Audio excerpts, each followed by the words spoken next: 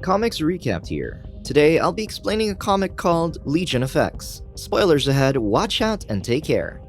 Our story starts with Legion sitting on top of planet Mars while talking to his lover. He introduced her to Krakoa, a mutant nation, and Arako, a mutant world. Legion felt happy since he could feel her on the altar, a mutant dimension in his psyche that he created to be a safe haven and paradise for mutants. He shows her the station, where NIGHTCRAWLER is lecturing the new batch of mutants who just arrived about the rules of their land that which were to make more mutants, murder no man, respect the sacred land, and the spark, which meant to try new things. They must follow this to keep the peace. NIGHTCRAWLER also mentioned some possessions happening recently, which meant everybody must be on alert. Meanwhile, Lost was asking PIXIE if she thought the possessions were the work of the Skinjacker. PIXIE told her she thought so. Legion kept walking and telling his lover he was happy with helping people and giving them a place to call their own. Suddenly, his lover pulled him toward her, and the two kissed. Her name is Ruth, better known as Blindfold. Legion asked Blindfold why she was intangible, that she did not have a body. She told him that she left it in the Arbor Magna, and she did not want a body. Blindfold also added that without her body, she could see wonders by being a watchman on the shoreline of dreams. Elsewhere in Arako, NIGHTCRAWLER arrived to meet with Ororo. Upon seeing each other, they both hugged, and Ororo led NIGHTCRAWLER to a large door. When they entered it, NIGHTCRAWLER met Aura Serata, the Witness, fourth light of the Great Ring, first of the Twilight Seats, holder of the Chair of Law, commander of the Inward Watch. Aura Serata told NIGHTCRAWLER that he could call her Arbitrix, and that one of her deities was missing. NIGHTCRAWLER was confused, as he thought the Araki had no gods. Arbitrix told him it was reductive, and opted to show him her duties to make him understand their ways. She took NIGHTCRAWLER to Circle Perilous, a large coliseum. Arbitrix told NIGHTCRAWLER that justice in Arako may be settled in combat, wherein the loser either yields or dies, and it is her job to witness it. She added that it is considered their greatest crime if someone refuses to engage in combat or flees a challenge. Meanwhile, in Krakoa, in the Green Lagoon, Forget-Me-Not was talking to Polly, the Paul Di Costa. He told him that his powers render people incapable of remembering him, and that they have been talking for a while. Polly was confused. Forget-Me-Not said to him that he knew how he killed his wife, trashed his neighborhood, and fled to Krakoa. He also added that the cops in Queens had requested his extradition. Polly was getting angry as a large smoke monster came out of his ears.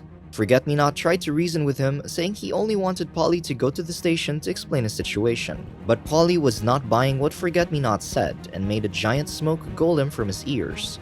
Suddenly, the wall exploded and out came Juggernaut. He lunged at the large smoke monster when it suddenly started going inside his mouth. Polly began to ramble about how he was mocked for being short when Forget-Me-Not attacked him from behind, rendering him unconscious. Elsewhere in the Healing Gardens, PIXIE and Lost were trying to calm Spike down, the Skinjacker's latest victim. Spike was paranoid, thinking he could be attacked at any moment, which made telling PIXIE and Lost what happened to him a little complicated. But he ultimately got a grip and said to them that he was hanging out with his friends at High Dive when they saw a big stone man who laughed and danced every time someone put paint on him. When Spike painted him, everything suddenly went black, and he felt as if he was taken somewhere, and it was as if he had a different body since he could not use his powers anymore. Then he woke up and had the green blob on his arm.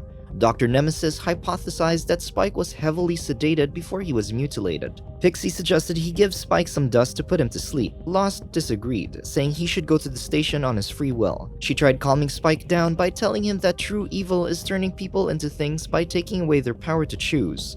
Spike understood and was now willing to help. Back in the Circle Perilous, a match had just ended and weaponless Zen, first of the Inward Watch, declared its winner. Arbitrix ordered Zen to fetch the head of Ukesh the Bridge, his predecessor. She then lectured NIGHTCRAWLER about how Ukesh, in the past, summoned a legion of gods to lead them to battle against the hordes of Amenth and maintain unity. Unfortunately, it was a disaster and the gods lost, which led Arbitrix usurping Ukesh. Zen arrived carrying a box, and behind her were mutants accused of worship. She demanded the mutants summon their patron. The mutants called upon Teshep the Thunderer, slayer of the serpent Ilyanka, lord of the bull host. Zen held Ukesh's head to attract the patron to their location. Teshep appeared, and the Araki lunged to attack him. Arbitrix told NIGHTCRAWLER that the reason behind this summoning was because of them, the Krakoans. NIGHTCRAWLER disagreed, saying they only tried to help. Still, Arbitrix rebutted, saying they passed centuries without a single summoning, and now they are already on their 10th summoning of the month. NIGHTCRAWLER grew silent. Arbitrix told him that they typically handle deities swiftly, but there was one who caused chaos and escaped before they could summon it. It was a god of mischief, and she believes it fled toward Krakoa. NIGHTCRAWLER smirked as he now knew why Arbitrix requested his presence. He asked her if she wanted him to help with their hatred for the gods. Arbitrix corrected him, saying they did not hate gods, they merely had not yet found a god worth their worship. While they were talking, Teshop fell on his back. Arbitrix asked him if he would yield with honor since he had lost, but Teshop refused, as admitting that one is unworthy of worship is worse than death for a god. This disappointed Arbitrix, so she looked Teshop in the eyes and bright light rays appeared. When the flash was gone, NIGHTCRAWLER was surprised to see that Teshop had vanished. Arbitrix turned her attention to NIGHTCRAWLER and asked him to escort Zen to Krakoa to assist him in locating the Mischief Maker. She reiterated that if it is not done swiftly, she will do it herself. Meanwhile, in the quiet council in Krakoa, Charles Xavier talked with Commander Brand on the peak station above Mars. She told Professor Xavier that his son, Legion, has been on top of Olympus Mons for 6 months, registering weird energy signals. She added that Legion had no movement until recently, and she could not track his location.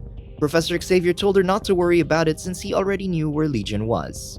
Legion arrived in the middle of the council's meeting. Professor Xavier told him that it was inappropriate to disturb a council session, but Legion ignored him and instead went directly toward Douglas. He said to him that Blindfold had seen something, a memory. Legion said that Blindfold picked up a memory enneagram in the astral plane featuring the Magus, Emperor of the Technarchy. He looked at Warlock, took a deep breath, and told him that his father was dead. Warlock immediately sobbed. Legion continued talking, saying that the killer did something to the Magus's corpse. Upon seeing Warlock's grief, Legion decided to step away. Professor Xavier interrupted and reminded Legion that he was supposed to stay on Mars to prevent Krakoa from succumbing to one of his lapses. Legion looked back and apologized for coming, and told everyone he thought it would be better for Warlock to know in person that he had lost his father forever. Elsewhere, NIGHTCRAWLER and Zen were making their way toward the altar. They both passed through a portal that led them to Krakoa Transit, and then they passed through another portal which led them to the Arako Outcast Gate. During their travel, NIGHTCRAWLER was curious and asked Zen why she was called weaponless when she was clearly carrying a sword. Zen answered him, saying what she carries was merely a blade, not a weapon. NIGHTCRAWLER was confused. Zen clarified that the blade was just decoration for her performance in the war, which led to her being appointed to the Inward Watch. She added that capturing traitors was an honorable task during wartime, but in peacetime, she was only capturing pranksters. NIGHTCRAWLER suddenly realized that Araki often referred to their powers as weapons, which made him conclude that Zen was not a mutant. Surprisingly, Zen lunged at him, slashing her blade. NIGHTCRAWLER defended himself and fell back. Zen told him that she was indeed mutant, but her power, which was painting, was useless in a war, which is why she is called weaponless. NIGHTCRAWLER apologized and told her he thought her power was beautiful. Zen shrugged it off, saying she knew her power was useless. In a lab, Spike was attached to a large machine that Dr. Nemesis was operating. Upon examining him, Dr. Nemesis found out that because the attack was so recent, his machine was able to pick up EM disruptions and matched it with the neurokinetic signature present on the records. NIGHTCRAWLER suddenly arrived with Zen. He asked Dr. Nemesis if they already knew who the Skinjacker was. Fabian Cortez answered him, saying they got lucky. But Lost interrupted, saying it was Spike's bravery that led them to find out the identity of the Skinjacker. PIXIE joined in and said it was because Lost was convincing enough to enable Spike to talk.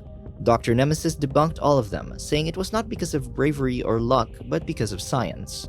NIGHTCRAWLER asked again who the Skinjacker was. Dr. Nemesis told him it was Devon Almore, who formerly led the New Hellions and is better known as Switch. NIGHTCRAWLER immediately told Fabian Cortez to run a trace. While going out, Fabian Cortez ran into Forget-Me-Not and Juggernaut, who was carrying Polly on his shoulders. Juggernaut approached NIGHTCRAWLER and the others, saying how happy he was with catching bad guys in paradise despite being on probation. Juggernaut was about to hand Polly off for judgment when NIGHTCRAWLER intervened, telling him there would be no judgment until they knew the whole story. Juggernaut talked back, saying it was his brother, Professor Xavier, who told him to join them even though he was not a mutant. NIGHTCRAWLER corrected him, since it was NIGHTCRAWLER who suggested that Juggernaut be added to their group, and it was Professor Xavier who voted against it, and obviously NIGHTCRAWLER won the vote. Juggernaut grew silent. NIGHTCRAWLER told him that although Professor Xavier was an extraordinary man, he was not a believer in someone redeeming oneself. Meanwhile, Legion got back to his lover, Blindfold. He told her that Warlock took the news of his father's death pretty well. He then went behind Blindfold and hugged her. Blindfold said to him that with all these people inside his power, shouldn't they build a defense? Legion hugged her tight and assured her that nothing would happen to them and that they should not be thinking about the worst out of people. He added that everybody must be welcome inside his power. Suddenly, a woman who introduced herself as Mother Righteous appeared and told Legion that what he said was brilliant. She said to them that she was a trader of exotic things. She looked Legion straight in the eyes and offered the ambitious young man power and glory. Subscribe to watch more videos like this. Turn on notifications.